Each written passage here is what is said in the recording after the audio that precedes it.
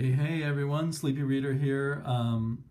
Just wanted to do a little video, probably be very disorganized, talking a little bit about what I've been reading and enjoying lately, specifically from this volume, #1 volume in the Omnibus of the Master of Kung Fu. The first 4 issues that I've read were written by, first 3 issues were drawn by Jim Starlin. First 4 or 5 issues were written by Steve Englehart, and then Doug Moanch takes over. Paul Gulacy does most of the art that I've seen so far after Starlin, but I think it's actually a mixed bag, with Gulacy being the most frequent artist, but a bunch of artists rotating in and out as we go through this omnibus.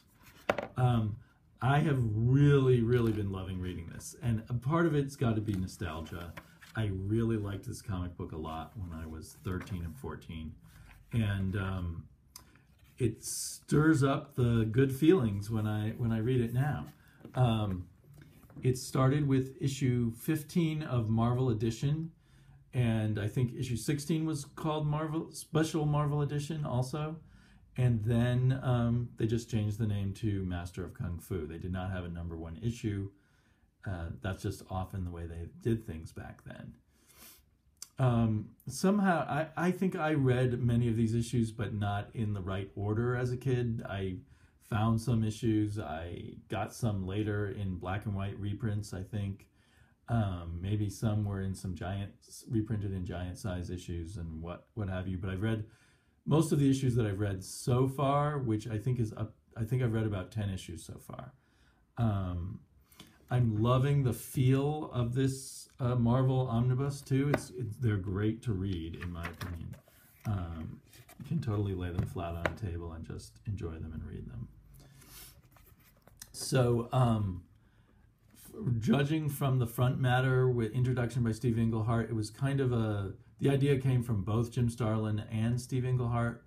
They wanted to, in some way, replicate what they liked about the TV show Kung Fu, starring David Carradine, and their editor at Marvel told them, well, we're not so into Kung Fu, but how about we can do it if you use this character Fu Manchu, who we have rights to apparently, who was this pulp fiction character from the 20s and 30s, a kind of a racist stereotype of an evil, inscrutable, all mysterious Chinaman.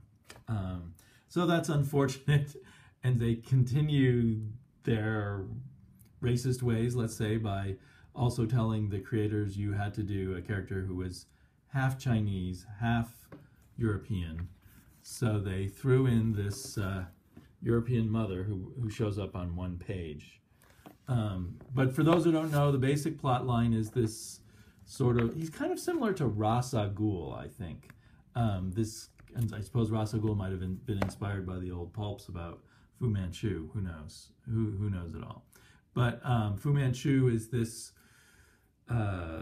he has a secret empire around the world of evil, and he's trying to take over the whole world. And his original goal was to restore the glory of old China, but now he's really just corrupt and evil. And of course, he has hordes of Kung Fu wielding Chinamen working for him, a secret society called the Sai Fan, who have their own kind of Kung Fu. And I guess the very best of them was his son, Shang-Chi, who's still very young and is sent out on his first mission to kill this British guy. He kills him, but then he meets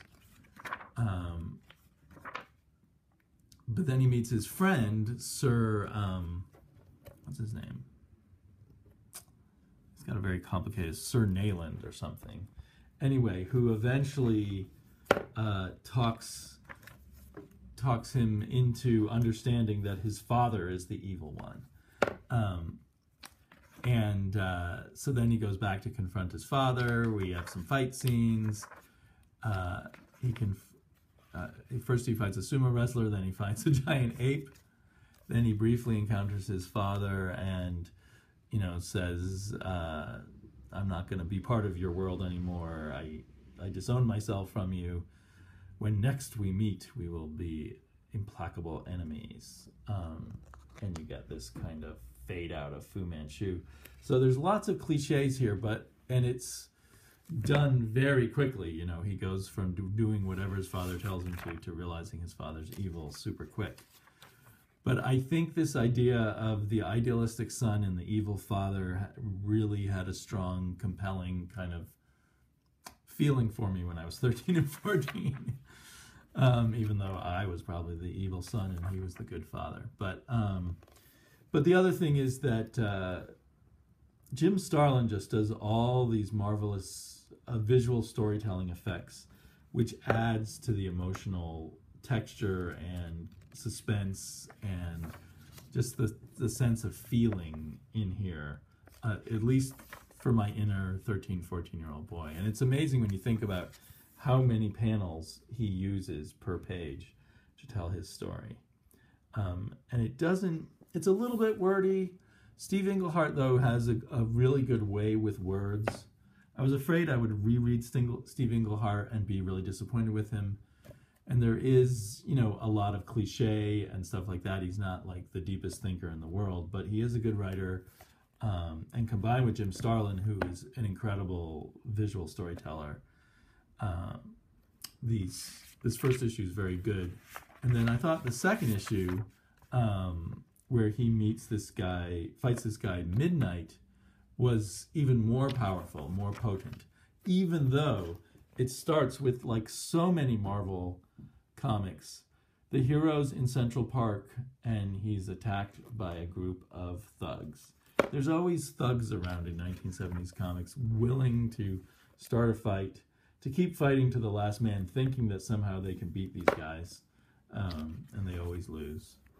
But then the story progresses to also tell us the story of this character, Midnight, who is adopted by Fu Manchu, who saw something in this baby and raised him to be another one of his warriors. But his face was scarred, so he always wore this mask. And he and Shang-Chi were raised together, so they're almost like brothers from another mother type of characters.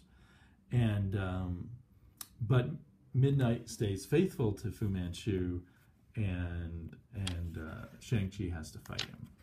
And it's done really well. The fight scenes in the first issue got a little boring after a while, but in the second issue, they just maintained an emotional intensity throughout.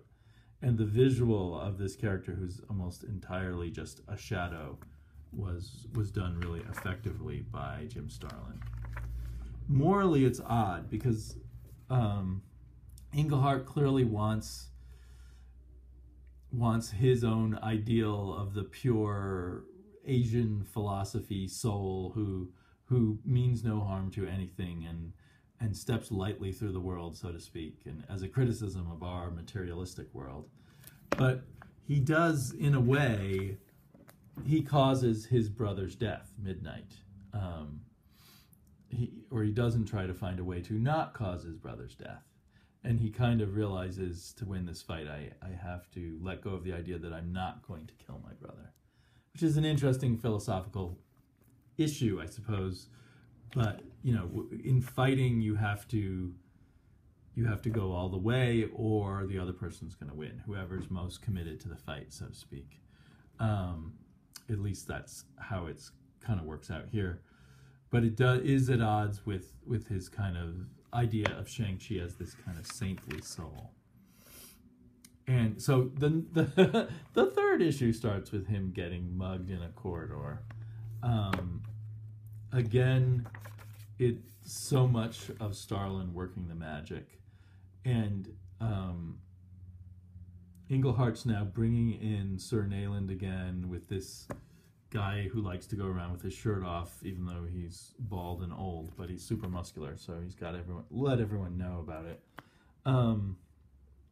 Who they want to get revenge on Shang-Chi. They still think he's a bad guy because obviously they saw him kill their favorite coworker or whatever, favorite fellow secret agent working against Fu Manchu. And but so here we kind of here's just to go an aside.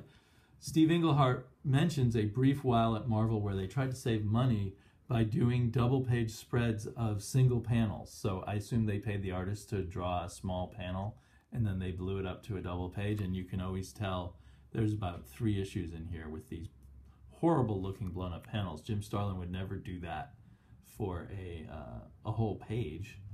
I don't know what they were thinking, but or if kids bought it, why didn't they keep doing that? Anyway, it was something that Marvel must have tried. I think we're edging into the era, and certainly later in this book, the era when Marvel was down to like 16 or 17 pages an issue, in an attempt to save money.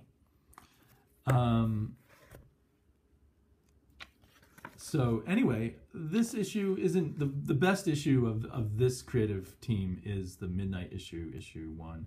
But this issue is pretty cool, and it builds up Shang-Chi better as kind of this saintly figure who makes Sir Nayland believe that he can stand, even though Fu Manchu has destroyed his legs, as we see there. He's got, like, halfway beyond his shin is just a wooden leg. And I think Fu Manchu had one of his sumos pound his legs into dust. And so that's setting us up for future team-ups with this British agency that works against Fu Manchu and Shang-Chi, which will be very important later in the book, although in the 10 issues I've read, only plays a small role. So then we get the very first Paul Gulacy, Master of Kung Fu. And the art style is a bit of a shock after Jim Steranko. And Paul Gulacy is just developing here. It's interesting to see him develop issue by issue that he does do. You know, he has a little bit of the imitation Jim Steranko in there, but I think he was also trying to be a little bit like Jim Starlin at this point. But the really elaborate layouts haven't come yet. But he's a very good storyteller, as you can see here. But the issues kind of flatten out into this pattern of, in each issue, Fu Manchu, or more likely Fu Manchu's minions, try to kill Shang-Chi, and he passes through kind of a different experience, sometimes meeting other characters along the way, before defeating the assassins who are out to kill him. I mean, in this issue, he encounters the Man-Thing. I thought this was kind of a cool issue. It's still Steve Englehart writing. Steve Englehart's writing is good, but it is way better with Jim Starlin than it is with Paul Gulacy. Jim Starlin just really was at, top form, and Gulacy is still forming as a storyteller. And maybe Gulacy and Englehart don't meld as much as Englehart and Starlin as storytellers. Because these are well done, so I can't really explain why they're a little bit more minor compared to the Starlin issues. But it was a lot of, there's one of those. This one was like one of the last panels. There's one of those single panels blown up into a double page spread. And somehow he develops a friend. This character is never explained, so characters kind of come and go. But anyway, it's all very fun and somehow very satisfying, I suppose, somewhat to the adult in me and somewhat to the 13-year-old in me. He passes through the life of this illegal casino owner who also tries to get him killed. And then the casino owner comes back in the next issue, which is drawn by Ron Wilson, I think. You realize how good Gulacy is when Ron Wilson comes along. Ron Wilson is a good superhero artist, and he's very much in the John Buscema role, but his storytelling seems very bland and unexciting compared to Gulacy's. But here we have Shang-Chi discovering a marine world type of place, a sea world. So I think there's a bit of that, like, in the old Hulk TV show where he wanders through a different town each episode. I guess a lot of TV shows were like that in the 70s. So that's where the Shang-Chi comic was headed, it seems, when Doug Moench first came on it. And he continued that kind of pattern, but with some really interesting images, like the playing with the image of Shang-Chi's own dummy, the dummy version of Shang-Chi that his father sets out as a symbol of his death, and the kind of concubine of Shang-Chi and her mysterious role in things. And you can see Galecki's art is beginning to get more Baroque and more elaborate. Although at the same time, at times you can see he's pretty rushed. People are producing a lot of work back then.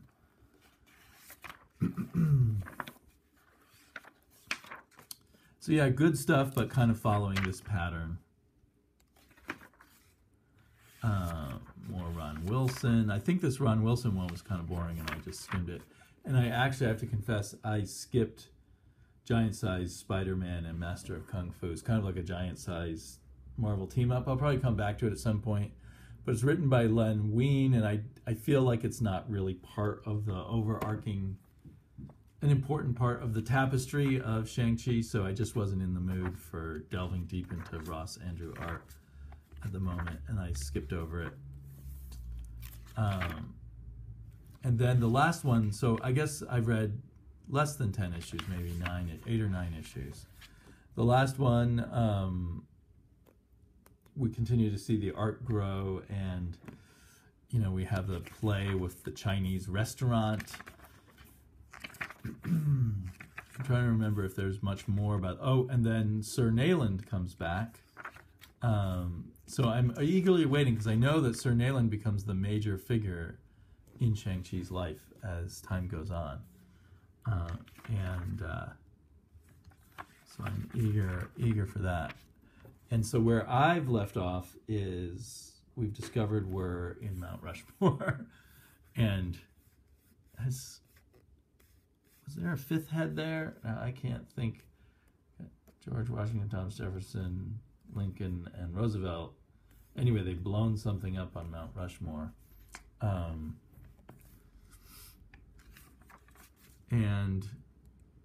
then I come to the Giant Size Master of Kung Fu. So I think this is a side story and not continuing. So this is where I've stopped for the moment.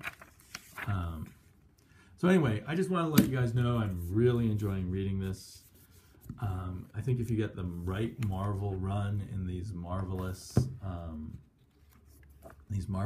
omnibuses, it's just a wonderful reading experience. So I'll probably be back with you to talk a little bit more about Master of Kung Fu when I read some more. Probably to talk about what I noticed in the changes in Paul Galecki and Doug Moench's creative arc on this series, which made both of them, famous, quote in air quotes, famous in comic book circles, or to comic book aficionados. Talk to you all later. Bye bye.